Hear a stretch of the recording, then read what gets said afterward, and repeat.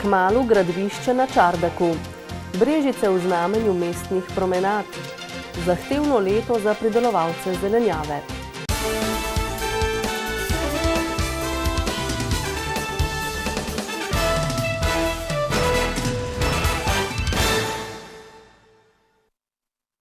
Lepo pozdravljeni.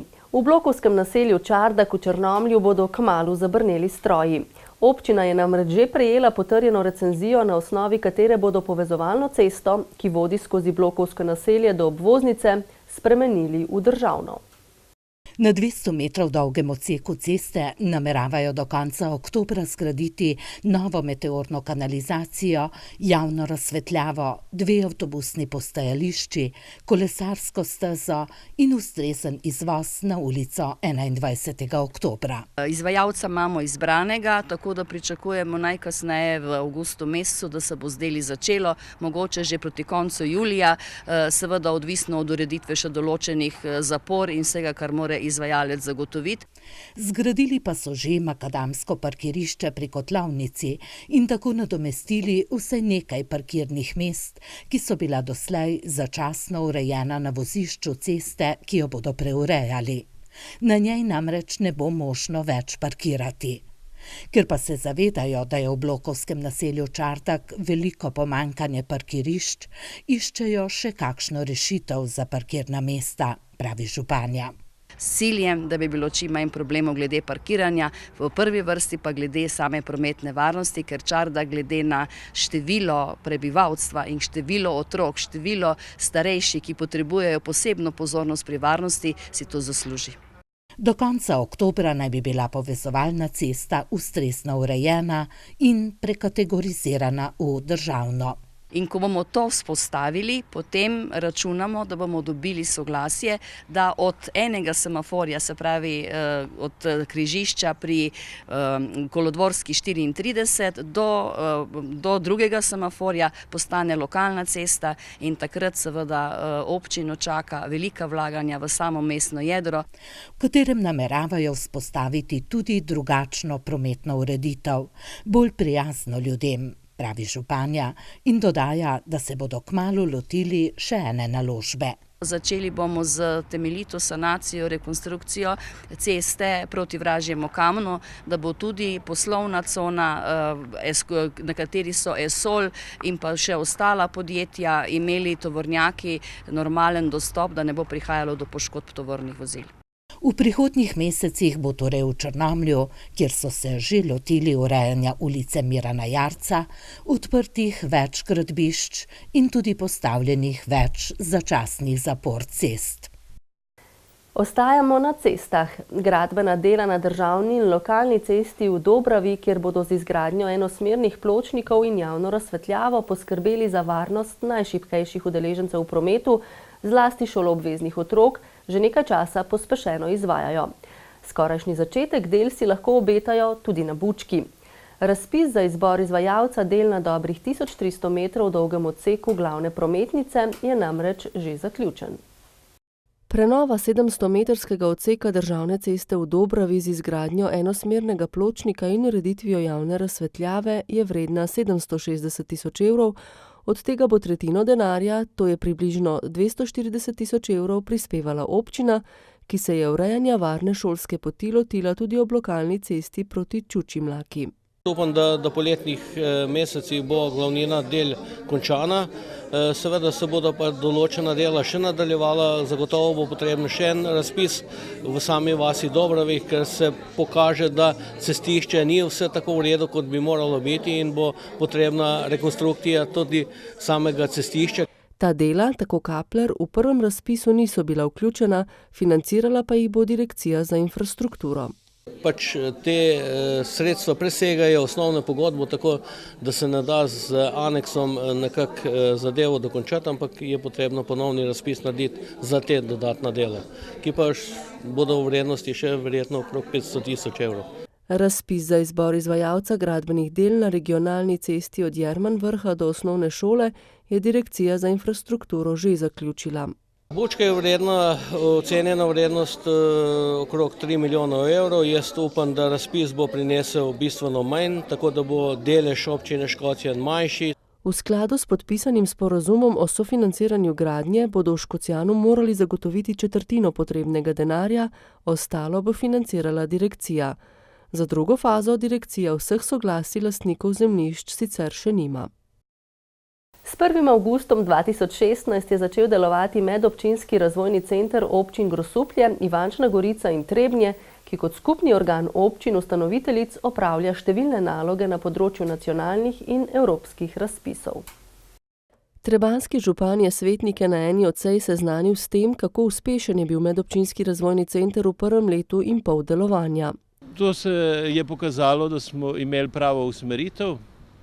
To je prostor pogovarjanja o projektih, iskanja priložnosti na razpisih.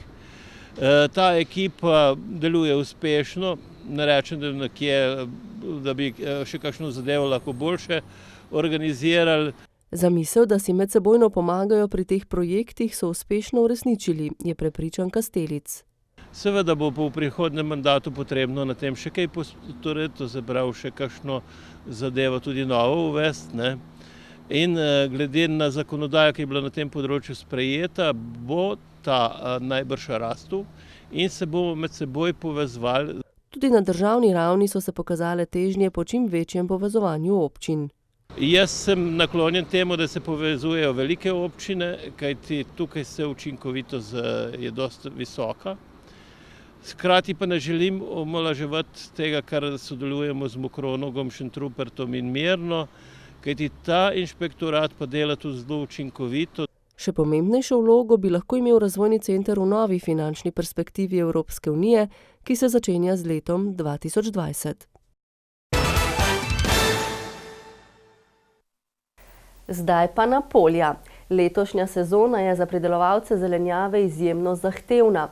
Topla pomlad, deževno poletje. To pomeni, da imajo precej dela tudi kmetijski svetovalci, katerim se zateka veliko pridelovalcev oziroma vrtičkarjev. Letošnjo sezono eden od večjih pridelovalcev zelenjave Andrej Turk ocenjuje kot povprečno. Kvaliteta, glih tako ne moramo govoriti o neki zelo dobri kvaliteti. Imeli smo močno točo pred 3 tedni, tako da tam nam je vzel 30-40% pridelka, ne, tako da recimo so lubenice, melone, katere so uničene 100%, solate isto, ne. Kaj pa manjši pridelovalci oziroma vrtičkarji, ki pridelujejo zelenjavo za lastno uporabo? No, kakšna stvar je lepa, ampak v glavnem pa paradajz. Kumare so se že tudi paliti, fežol tudi, ne. Letos se za škropljenje vrtnin ni odločila. Drugače sem pa špricala iz takim naravnim, letos pa tudi s tem ne, nič. Kar pojemo, vemo, kaj pojemo, ne. Drugi pa pravijo, da brez škropljenja pač ne gre.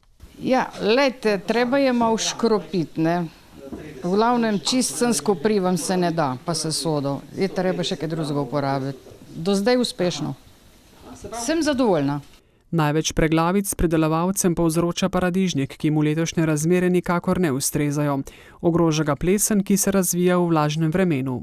Ni to hudo deževje toliko nevarno, kot mislimo, da je, ker veliko deževje še spira trose z lista, tako da nam pomaga. Problem je potem vlaga, ki zaostane. In v tej vlagi ne pomaga, ne da je paradižnik pokrit, ne da je škropljen s sodo bikarbono in tako naprej. Če želimo letos jesti paradižnik z lastnega vrta, je potrebna zaščita s fitofarmacevtskimi sredstvi, poudarja Mangotič. Najbolj se obnesejo sredstva na osnovi strobilurinov. Karakterizira jih visoka učinkovitost, majhna strupenost, skoraj nikakršna strupenost in kratka karenca. Karenca je samo 3 dni. Poleg tega predlaga uporabo biostimulatorja Agrostemin, ki bo samo rastlino okrepil, ojačal, podaljšal korenino, naredil bolj učinkovitom, poskrbel, da so plodovi bolj intenzivno pobarvani, čvršči, okusnejši. To velja tako za paradižnik kot vse ostale vrtnine, dodaja Mangotič. Dnevi z višjimi temperaturami in brez padavin bodo zagotovo privabili številne, ki so željni vodnih užitkov v Kolpi in Krki. A pri tem morate biti pozorni na lastnosti kopalne vode, lastno higieno in zaščito pred žgočim soncem. V novomeški območni enoti Nacionalnega inštituta za javno zdravje spremljajo kakovost kopalnih voda na 10 mestih na Kolpi in 2 na Krki. Nadzor bo potekal do konca avgusta vsakih 14 dni. Podatki iz zadnjih 4 let kažejo, da so vsa kopalna območja primerna za kopanje in dosegajo vsaj kategorijo dobro. Na nekaterih mestih je celo odlična, kot recimo Adlešiči, Fučkovci, na Kolpi ali pa Žužemberk na reki Krki. A letošnje poletno vreme je izjemno nestanovitno, s skoraj vsakodnevnimi padavinami. Če pogledamo trenutno reko Krko, še vedno je precej motna, kalna in seveda zaradi tega ni primerna za kopanje. Na reki Kolpi se trenutno te vplivi toliko ne poznajo, temperatura je že primerna za kopanje. Ob tem Miljavčeva opozarja, da če je voda primerna za kopanje, to nikakor ne pomeni, da je pitna. Poleg tega je pomembno, da smo pozorni na čistočo okrog kopališča in čas kopanja. Da ne gremo to takoj po večjem obroku, da ne gremo naglo v hladno vodo, ker je vedno prisotna neka temperaturna razlika, da ne gremo pod vplivom alkohola ali kakih drugih psihoaktivnih snovi. Še vedno pa lahko opazimo posameznike, ki se izpostavljajo soncu v urah, ko to ni priporočljivo, sploh med 11. in 16. uro. Nekako osnovno pravilo, katerega bi se morali držati, je pravilo sence in to učimo otroke tudi že v vrtcih. Se pravi, ko enkrat postane naša senca krajša od našega telesa, je čas, da se umaknemo v senco. Motna ali bistra voda, topla ali mrzla pa vsekakor ne moti njenih najzvestejših prebivalk, da ne bi uživale v poletnih vodnih dogodivščinah. Brežice s poletno kulturno-zabavno ponudbo v središču mesta dokazujejo svoj festivalski značaj.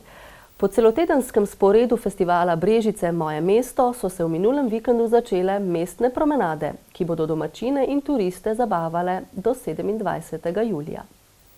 Začetki mestnih promenad so bili skromni, po 5 letih pa se je festival razbohotil tako časovno kot vsebinsko. Ulico pred mestno hišo zaprejo za promet. Oder letos namenjajo lokalnim izvajalcem in tudi že uveljavljenim imenom. Danes nadaljujemo z Jam Session večerom in potem v petek in soboto koncert Neše in Koala Voice. No, naslednji konec tedna pa prihaja tamburaški orkester Artiče. Vmes smo tudi veliko pripravili za otroke in sicer Gvidove dogodivščine in pa ognjeno predstavo ognjenega mojstra Hatana in pa klovnovsko predstavo Balon, tako da bo tudi za naše najmlajše zelo, zelo pestro poskrbljeno. Prireditve so brez vstopnine. Predstavljajo se lokalni ponudniki, možnosti imajo degustirati v bistvu obiskovalci lokalna vina in pa tudi preizkušati lokalne dobrote. Čeprav mestne promenade trajajo pozno v noč, ne kratijo spanca v redko naseljeni Stari ulici. Če je le vreme, kar smo ga za ta teden absolutno naročili, naše dogajanje traja do 1 ure zjutraj. Obiskovalci, predvsem pa prebivalci glavnega mestnega brežiškega jedra nekako dihajo z brežiškim dogajanjem, tako da moram reči, da tukaj kakršnihkoli pripomb glede na trajanje in glasnost ni. Za pokrivanje stroškov festivala poskrbi občina, ki organizatorju, Zavodu za podjetništvo, turizem in mladino, postavi finančno omejitev. Približno 20 000 evrov stane dejansko celotna zadeva. Želimo si, da bi bil budžet višji, kajti naš namen je, da v bodoče mesto zapremo mogoče kar za celo poletje. V času festivala vozi iz Term Čatež zvečer brezplačni avtobus, da bi lahko tudi turisti uživali v mestnih promenadah. V poletnem času se zvrstijo številne prireditve, ki tako ali drugače poskrbijo za sprostitev od napornih urnikov. Naj bo priložnosti, da jih lahko obiščete čim več. Hvala za vašo pozornost in prijeten večer.